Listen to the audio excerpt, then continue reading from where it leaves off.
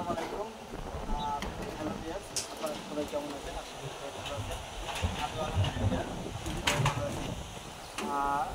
আমি আছি আপনাদের সাথে ইঞ্জিনিয়ার মামিনুল ইসলাম আলামিন। আজকের আপনাদের সামনে নতুন একটা ভিডিও নিয়ে হাজির হয়েছি। এডিবির পক্ষ থেকে আপনাদের শুভেচ্ছা অভিনন্দন। আজকের আমাদের এই নতুন প্রজেক্টে আমাদের বিম বান্ধা শেষ, এখন ছাদের আমরা আপনাদের একটু বিম না দেখালেই নয়। অনেকগুলো মিস্ত্রি আমাদেরকে জিজ্ঞেস করে 10 ইঞ্চির ভিতরে কেমন 10 ইঞ্চি বিম যাবেন, সেটা আপনাদের একটু দেখাবো। এই দেখেন আমাদের 10 ইঞ্চি বিম। আসসালামু আলাইকুম ভিউয়ার্স, এখানে সয়েল টেস্ট থেকে শুরু করে বিল্ডিংয়ের সকল প্রকার ডিজাইন করা হয় এবং সকল প্রকার কনস্ট্রাকশন কাজ করা হয়। ধন্যবাদ সকলকে। এই আমার 10 ইঞ্চি যখনই গোড়ায় আসবে তখন আমাদের রডটা চাইবে এবং এখানে 2-3টা রিং আমাদের ছোট হবে। আর এই যে আরেকটু আমাদের এখানে এই একটা বিমের কলমের পয়েন্ট, এখান থেকে এই বিমের একটা পয়েন্ট আছে আবার এই সাথে। আমরা সাধারণত এই বিমটাকে কী বলি?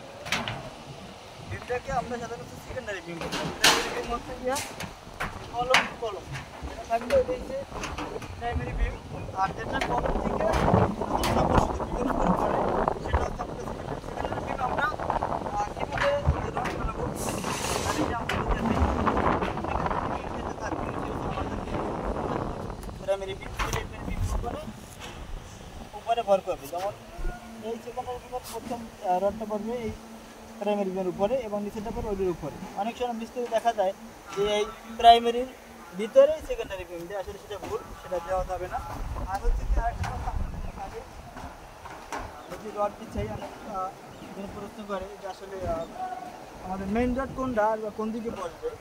আসলে মেইন রড হচ্ছে আমাদের সবসময় ডিস্টেন্স যদি কম, মানে জায়গা কম, যে বিল্ডিংয়ের জায়গা কম একটু না, হচ্ছে আমাদের রুমের যে কম ওই দিকে মেইন বিম বলবে, মেইন রডটা বসবে এবং এর উপরে বাইন্ডার রড বসবে। অনেকজন অনেক মিস্ত্রিদের কী করে, তারা রুমের বিল্ডিংয়ের স্পেস দেখা তারা মেইন রড ফেলে, আসলে সেটা ঠিক না।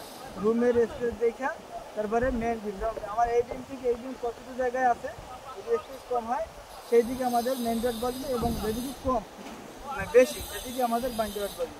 আমাদের মিস্ত্রিরা কী করছে আমরা দেখে একটু দেখে, এই তারা আগে সেন্টার করে নিচ্ছে রং দিয়ে দাগ 5 মিনিট পর পরে আমাদের রডটাতে বসবে, কেন তাদের রড